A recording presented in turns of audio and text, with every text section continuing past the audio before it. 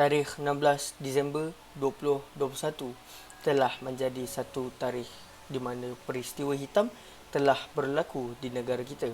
Seperti yang kita tahu, baru-baru ni negara kita dilanda banjir di beberapa buah negeri di semenanjung Malaysia seperti negeri Selangor, Pahang dan Kelantan, dan tidak tinggal juga negeri Sabah. Antara tempat-tempat yang terkesan di negeri Selangor ialah daerah Kuala Langat, Puchong dan juga Shah Alam, dan di Pahang pula daerah Temerloh dan daerah Kuala Krai di Kelantan juga terjejas teruk. Setakat 5 Januari 2022, angka kematian yang dicatat adalah seramai 54 nyawa, dan ia merupakan satu angka agak tinggi untuk peristiwa banjir pada tahun ini. Punca banjir adalah dikatakan kerana negara kita dilanda hujan yang agak lebat beberapa hari dan air naik dengan amat cepat, dan ia adalah kerana taufan Rai yang telah melanda negara jiran kita iaitu negara Philippines dan telah meragut banyak nyawa dan merosakkan banyak harta benda di sana. Negara kita telah mencatatkan kerugian sebanyak 6 bilion ringgit,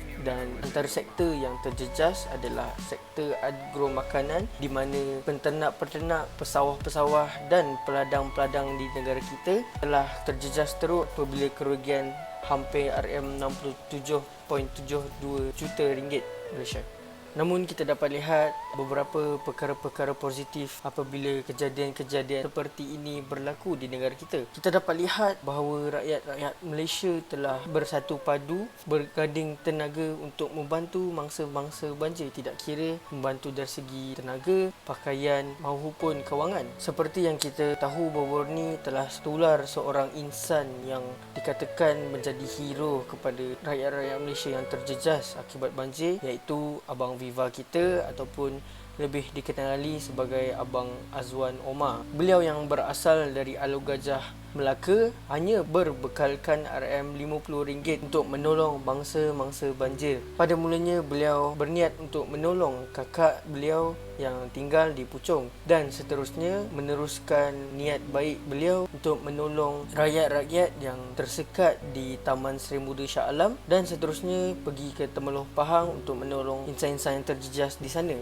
Kita dapat lihat betapa mulianya perwatakan Abang Viva dengan beliau amatlah rendah diri dan berniat hanya untuk menolong mangsa-mangsa banjir tanpa mengambil untung dari mana-mana pihak langsung. Sehingga baru-baru ni alhamdulillah banyak penghargaan yang diterima oleh beliau apabila baru-baru ni beliau telah dianugerahkan sijil penghargaan daripada Bomba Malaysia, dan juga telah dihadiahkan satu kereta pacuan 4 roda oleh insan yang amat baik hati. Seterusnya di Gurdwara Sahib, Petaling Jaya, yang telah menjadi tempat pusat sukarelawan apabila mereka menjadikan pelbagai bantuan dari segi pakaian, minuman dan juga keperluan asas. Yang menjadi perhatian adalah seorang uncle, iaitu Uncle Malkit Singh, yang merupakan ketua tukang masak di sana, di mana beliau bertengkus lumus tanpa mengira penat lelah menyediakan makanan yang percuma untuk mangsa-mangsa banjir. Kita juga dapat lihat apabila Gurdwara Singh Petaling Jaya telah menjadi pusat sukarelawan untuk orang-orang yang berniat untuk membantu mangsa-mangsa banjir tanpa mengira kaum. Mereka menyediakan bilik khas untuk dijadikan surau tempat sembahyang untuk ahli sukarelawan yang beragama Islam. Betapa indahnya kehidupan bermasyarakat di negara kita. Dan akhir sekali kita dapat lihat bagaimana bersatu padunya rakyat Malaysia apabila sekumpulan pengguna kereta pacuan 4 roda dari Perak telah konvoi untuk datang ke Selangor demi membantu mangsa-mangsa banjir yang tersekat di tempat tinggal mereka.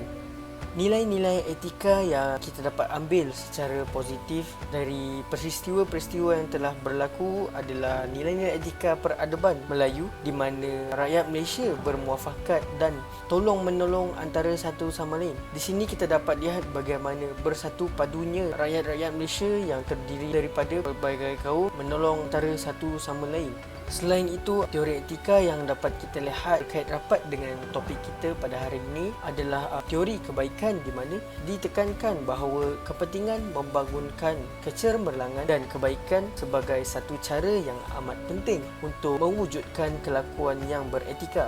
Seterusnya, solusi kepada masalah sosial yang berkait rapat dengan masalah banjir adalah apabila kita sebagai satu rakyat negara yang hidup dengan aman dan harmoni, kita hendaklah bekerjasama antara satu sama lain tanpa mengira kaum.